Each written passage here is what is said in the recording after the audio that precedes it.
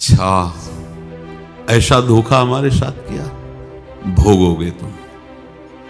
ये जो निकलता है ना भोगोगे, ये अकाट्य होता है। क्योंकि किसी का भी हृदय, मान लो किसी भी जीव जंतु को आप कष्ट दें और उसका हृदय आह भर जाए, तो वो आह वज्र की लीक है, तुम्हें भोगना पड़ेगा। वो आह किसी की ना लेना जिंदगी।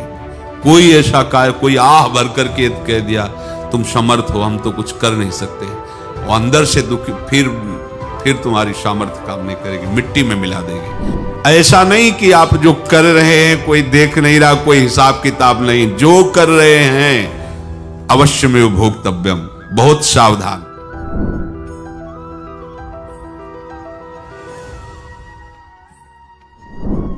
जीव स्वयं नित्य निरंतर कर्मों के जाल को रच रहा है और अपने आप को बांध रहा है। आपको मुक्त होना है, बंधना नहीं है। जीव का जन्म कर्मों के अनुबंध से होता है, कर्मों के बंधन से होता है, और उसको अपना ऋण चुकाना होता है। कर्मानुबंध ये बहुत सूक्ष्म विषय है। जैसे आप जिस परिवार में जन्म लिए हैं, तो उस परिवार के लोगों से आपका ऋण है, इसलिए उसी परिवार में आप आए हैं। और ऋणानुबंध, उसको बिना चुकाए या बिना वसूल किए आप वहां से जाएंगे नहीं। आपको लेना है तो वसूल करना है, और देना है तो चुकाना है। ये पूर्व के जन्मों से निश्चित किया गया है। जैसे किसी के यहां पुत्र हुआ, जन्म से ही पैसा खर्चा शुरू हुआ, जो बड़ा हुआ तो उद्दंडता के द्वारा मार पूरे परिवार को क्लेश पर क्लेश देता चला जा रहा है। ये तुम्हारे कर्म का फल है। या ऐसे शक्तिहीन बुद्धिहीन ऐसे पागल पूरे जीवन सेवा करो, तुमसे अपना हिसाब चुकाने के लिए वो आया है। अब परिवार के जो सदस्य जुड़े आके, मतलब पत्नी आते ही पूरी हृदय में आनंद, परिवार में आनंद, और जीवन भर वो आनंद ही सुख देने के लिए उसका जन्म हुआ। वो अपना ऋणानुबंध मुक्त, और आते ही भयंकर क्लेश खड़ा कर दिया, बीच में दीवार और झगड़ा वैसा, फिर अतरे दिन मारपीट शुरू, कलह अशांति, पूरा जीवन नरक हिसाब करने आए। यहां ऋण चुकाए बिना कोई जा नहीं सकता, ऋण चुकाना पड़ेगा। किसी का ऋण वसूल करना है तो किसी को ऋण चुकाना है, दोनों काम करने होते हैं। अनेक जन्मों में अनेक लोगों के साथ हमने जो बर्ताव किए हैं, अच्छे या बुरे, वो होंगे। अब किसी आदमी को हम जानते नहीं, अचानक मिला, अचानक टक्कर लगा और मार पीट गाली गुप्ता सब कर दिया, चुपचाप सह लो। क्यों? ये आपका हिसाब है, पूर्व का हिसाब। हमारा उससे कोई द्वेष नहीं, कोई संकल्प नहीं। अचानक घटना घटी और हमसे द्वेष करने लगा, हमें पीटने लगा, हमें गालियां दे, ये हिसाब है, चुपचाप सह जाओ। अपने घर का भाई ही भारी दुश्मन बन गया और क्लेश दे, हिसाब है। एक प्रभुदत्त ब्रह्मचारी जी की वाणी में पढ़ा था, एक महात्मा जी भ्रमण करते थे, तो उस समय असरफियां चलती थी, मोहरे असरफियां, तो उनको भेंट में देते लोग। तो या तो ठाकुर सेवा में लगे तत्काल, या संत सेवा में तत्काल लगे, उसका संग्रह करके डोलना ये ठीक नहीं है। बैरागी के लिए सिद्धांत में ये ठीक नहीं है। तो जब 2, 4, 6, 8 ऐसे मोहरे हुई, तो उन्होंने विचार किया कि और भ्रमण करके जब काफी मोहरे हो जाएंगी तो प्रयागराज में जब कुंभ पड़ता है, एक बार पूरे सब अखाड़े के संतों को, अलग अलग संप्रदाय सब संतों को बुलाएंगे और सबको पुआएंगे। अब साधु है तो यही विचार करेगा, और क्या विचार करेगा। तो उन्होंने ऐसे डंडा बनवाया, बेंत, जो ऊपर से चूड़ीदार और भीतर पोला, और मोहरे उसमें डालते गए। और भ्रमण, जहां जहां श्रद्धालु भगत थे सबके यहां जाना और इच्छा रखना कि एक मोहर तो दे ही दे दक्षिणा में। कामना कोई भी हो वो बांधती ही है, ध्यान रखना। इसीलिए प्रभु जो चाहे वो करे, अपनी चाह नहीं रखनी चाहिए, अपनी चाह प्रभु की चाह में मिला देनी चाहिए। धीरे धीरे वो छड़ी भर गई। भ्रमण करने वाले महात्मा चूड़ी लगाई, इंतजार करते रहे। जब प्रयाग का कुंभ पड़ा तो चले। तो रास्ते में एक गांव में पूछा जाता है, जैसे कहीं रुको कि कोई श्रद्धालु ऐसा है जो संत सेवी है। तो कुछ लोगों ने बताया, हाँ एक परिवार है, बहुत संत सेवी है और आपको मिलाते हैं उनसे। आइए महाराज, घर में रुका। खूब अच्छा हलवा पूड़ी पवाया और जो घर के मालिक थे चरण दबाए। चरण दबाते दबाते उनकी दृष्टि पड़ी उस डंडे पे। इतना मोटा और ऊपर से कुछ चूड़ी सी भी नजर आ रही, इस डंडे में तो कोई रहस्य है ही है। अब महात्मा जी को खवा पिला के सुला दिया। महात्मा जी जब सो गए तो पत्नी से धीरे से कहा, वो डंडा लाओ बाबा जी का डंडा। वो चूड़ीदार जो ही खोला पलटाया तो सैकड़ों मोहरे। ऐसे संत रोज पधारे भगवान, तुम आनंद हो जाए फिर क्या। पत्नी से कहा, नाप के कंकड़ लाओ। वो तो महात्मा जी तो खाए खीर पूड़ी, आराम से सो रहे। रात में पूरी प्लानिंग करके उसमें कंकड़ भर के चूड़ी लगाकर सिराने रख दिया, सारी मोहरें हटा ली। महात्मा जी आराम से छड़ी उठाए तो वजन पक्का। वैसे बड़े लोग चतुर होते हैं, पर ये नहीं जानते कि कर्म कितना भयानक होता है। और उनकी कोई संतान नहीं थी, पर धन में इतना प्रेम उनको था। बहुत सावधान। साधु महात्माओं के पास जो अर्थ है, गृहस्थी अगर आता वहीं से है, पर अगर उसको जोर जबरदस्ती या किसी छल कपट से, तो वो उसका विनाश ही करता है। आज तक का प्रमाण है। अब उनको ये भाव पता नहीं होगा, या पता होगा तो लोभ के कारण वो उसको मान नहीं पाए होंगे। महात्मा जी गए प्रयाग में, किसी अखाड़े पर रुके और वहां प्रार्थना की कि कल जो है संपूर्ण अखाड़ों का निमंत्रण किया जाए और सब संतों को भोग पवाया जाए और उनको दक्षिणा भी दी जाए। महंत ने सोचा कि बहुत बड़ा है तो उत्सव है, क्योंकि प्रयाग में कितने हजारों संत महात्मा सब। तो उनका महाराज बोरों इसमें चीनी और टीनों घी लगेगा, सब व्यवस्था। बोले आप मंगाइए, एक एक हिसाब हम करेंगे, हमारे पास सब व्यवस्था है।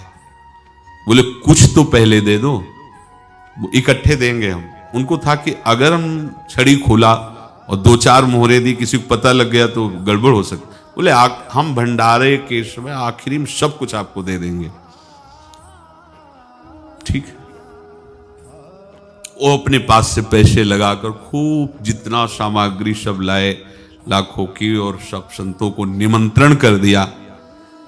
संत जन निमंत्रित हो गए। भंडारा बन रहा है, तब वहां के महंत है और उनका देखो भंडारा भी बन रहा है, संतों को निमंत्रण।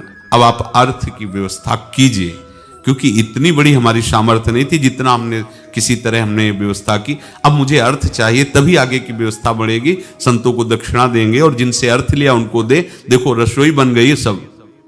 उनका छत में विश्वास नहीं तो ये अभी चूड़ी खोली। उनको तो था ना कि मोहरे हैं, कंकड़। तो जैसे कितना उनको सदमा लगा होगा। हजारों संतों का निमंत्रण, रसोई बन, मतलब संत हो के छल कपट। तो उनका महाराज आपने तो हमारा नाश कर दिया, जो महंत थे। अब बताओ रसोई बन गई, संत निमंत्रित हो गए और आप ये कंकड़ दिखा रहे हैं हमको। आपने तो हमें बर्बाद कर दिया। हमारी इतनी सामर्थ्य नहीं थी, आप पहले बता देते। संत होकर ऐसा छल कपट। अब वो बोले तो क्या बोले, क्योंकि उनको पता था कि मोहरे हैं इसमें। अंदर से उनका चिंतन गया उसी सेठ के पास, अच्छा ऐसा धोखा हमारे साथ किया, भोगोगे तुम। ये जो निकलता है ना भोगोगे, ये अकाट्य होता है। क्योंकि किसी का भी हृदय, मान लो किसी भी जीव जंतु को आप कष्ट दें और उसका हृदय आह भर जाए, तो वो आह वज्र की लेख है, तुम्हें भोगना पड़ेगा। वो देखो भीष्म जी को भोगना पड़ रहा है ना। सांप को ऐसे धनुष की नोक से उठाया और बंबूल के कांटों के ऊपर फेंक दिया, कई दिन तक शेदा हुआ, वो आह भर करके मरा। तो आपको 6 महीने बाणों की सैया पर आह किसी की ना लेना जिंदगी में। कोई ऐसा कोई आह भर करके कह दिया तुम समर्थ हो, हम तो कुछ कर नहीं सकते, और अंदर से दुखी, फिर तुम्हारी सामर्थ्य काम नहीं करेगी, मिट्टी में मिला देगी। फिर ये तो संत थे और भगवत आराधना के लिए, संत आराधना के लिए ही ऐसा किए हुए थे। अब इनका कैसे मुंह दिखाएं, अब क्या करें। सुबह संत जन आएंगे, सबके बीच में हमारी कि देखो इन्होंने, अब क्या करें। गए और संगम में जाके छलांग लगाई, अपने प्राण त्याग दिए। अब उनके तो पास मोहरे थी और व्यापार बढ़ा, और 9-10 महीने बाद ही लड़का हुआ। अब तो उनको कि संत फलीभूत हो गया। देखो व्यापार चल रहा, लड़का नहीं होता था, लड़का भी हो गया, बड़ा आनंद छा रहा है। जब से वो प्रकट हुए और धन की वृद्धि शुरू हो गई, पढ़ाई लिखाई में उनके खर्चा हुआ सब, बस बीमारी शुरू हो गई उनके शरीर में। अब उसमें पैसा जाना शुरू हुआ। इतने आसक्त तो वो दोनों हो गए कि कुछ भी हो, व्यापार ठप, संपत्ति बेचना शुरू।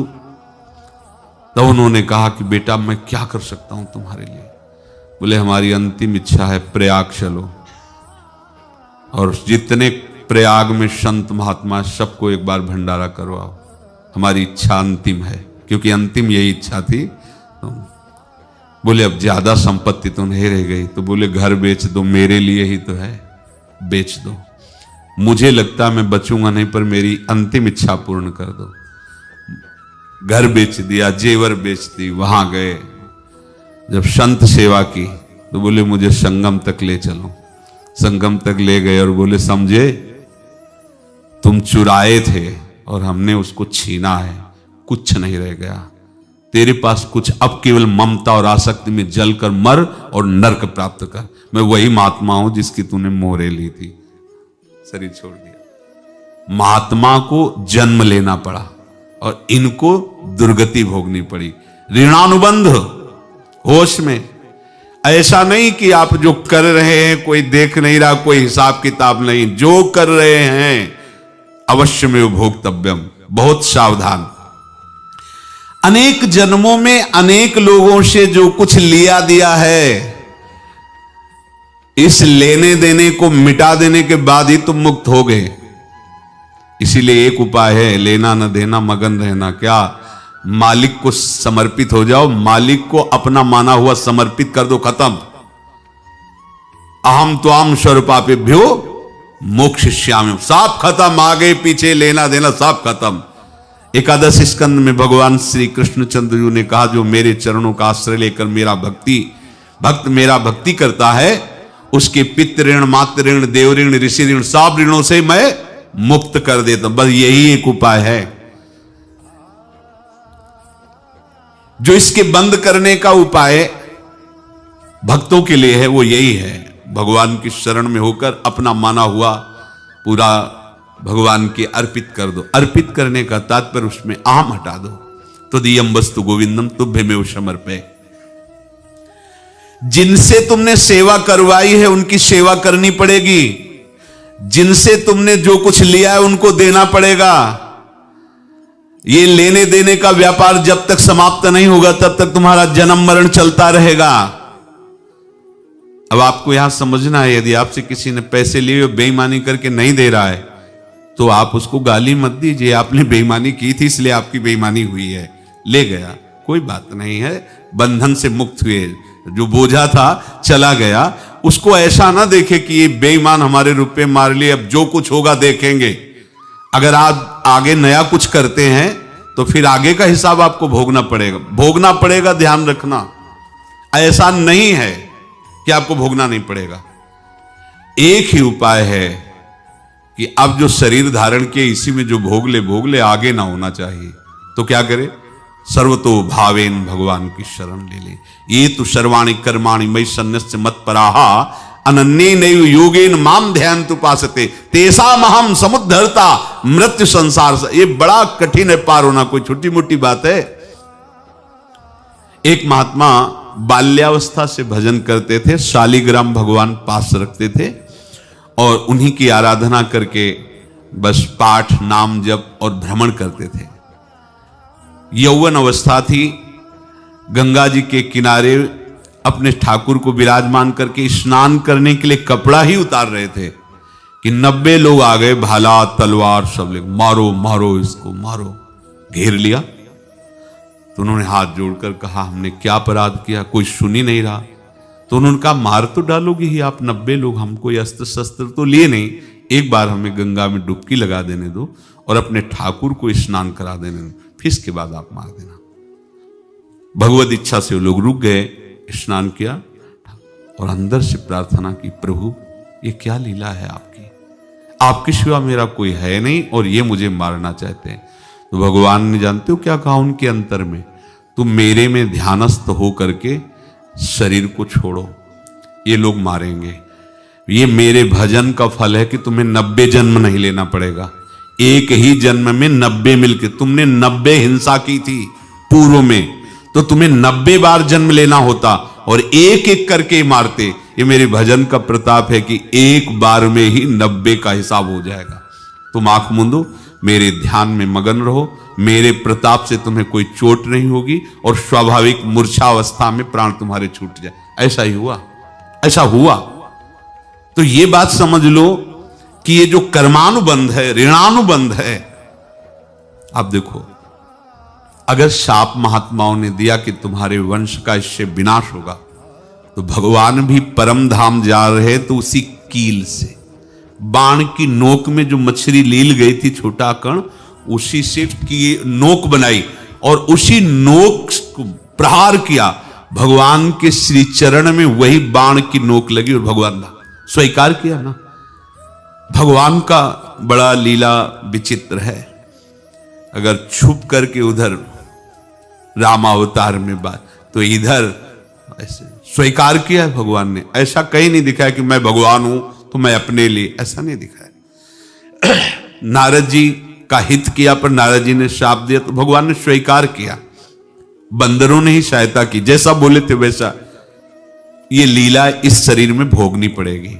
हाँ, ज्यादा को कम में भुगता देंगे, पर अब अगला शरीर ना मिले, इसके लिए सर्वतो भावेन भगवान के आश्रित हो जाए। जैसे आपने दुकान फैला रखी है तो उसमें दो काम होते हैं, लेना और देना। किसी को उधार दिया है तो हमें उसे लेना है, और कोई नगद देकर सामान ले रहा है तो उसे सामान देना है, या उधार लिया है तो हमें उधार देना है। अब अगर दुकान बंद करनी है तो तुम्हें देने वालों पर जोर देना है, लेने वालों पर जोर नहीं। लेने वाला तो जाओ हम क्षमा किया, समर्पित किया, हमारा कोई संबंध नहीं, खत्म हो जाए, वो खुशी हो जाएगा। लेकिन देने वाला तुम अगर दुकान भी उठा दोगे तो जहां भी रहोगे तुम्हारे पास वो आएगा, लाइए हमारा। तो देने पर नजर रखिए, जिसका जिसका हिसाब है वो आपके सामने आता जाए, हटाते जाओ। लेने पर नजर मत रखिए और दुकान फौरन उठा दीजिए, नहीं अगर लेते देते रहे तो चलता रहेगा। आगे चलकर कुछ लेना न देना, मगन रहना बस अपने प्रभु के चिंतन में।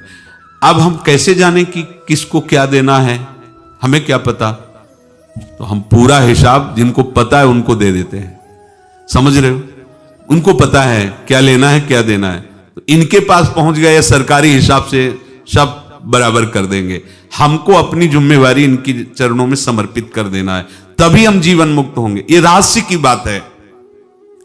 प्रभु कह रहे हैं, यस्य सर्वे समारंभाः काम संकल्प वर्जिताः ज्ञानाग्नि दग्ध कर्माणं तमाहु पंडितम बुधाः। जिसके संपूर्ण कर्मों के आरंभ संकल्प और कामना से रहित हैं, तथा जिसके संपूर्ण कर्म ज्ञान रूपी अग्नि से जल गए हैं, उसको ज्ञानी जन भी पंडित कहते हैं, बुद्धिमान कहते हैं। पूज्य श्री भाई जी महाराज कह रहे हैं, जैसे वहां ज्ञानाग्नि से दग्ध कह रहे हैं, तो अपने वृंदावन वासियों का प्रेमाग्नि से सब कर्म संस्कार दग्ध होते हैं। जिस समय आपके हृदय में भगवत प्रेम का प्रादुर्भाव होगा तो लेश मात्र कभी तुम्हें दुख नहीं भोगना पड़ेगा। प्रेम का प्रादुर्भाव होते ही दुख का नाश हो जाता है, महासुख। जब प्रेम का प्रादुर्भाव होगा तो समस्त पाप भस्म हो जाते हैं, अशांति नष्ट हो जाती है, संसार ज्वाला स्पर्श भी नहीं कर सकती है। जब भगवत प्रेम का प्रादुर्भाव होता है तो हो सकता है उस उपासक के जीवन में दुखों का पहाड़ टूट पड़े, परिवार खिलाफ, शरीर रोगी, अव्यवस्था, बहुत बहुत कुछ, सब कुछ। कह रहे हैं इतना सब होने पर भी उसके हृदय में कोई भी दुख नहीं होता। ऐसा सामर्थ्यशाली भगवत प्रेम है। भगवान के चरणार बिंद का जिसके हृदय में प्रेम है, भारी से भारी दुख भी उनको विचलित नहीं कर सकता।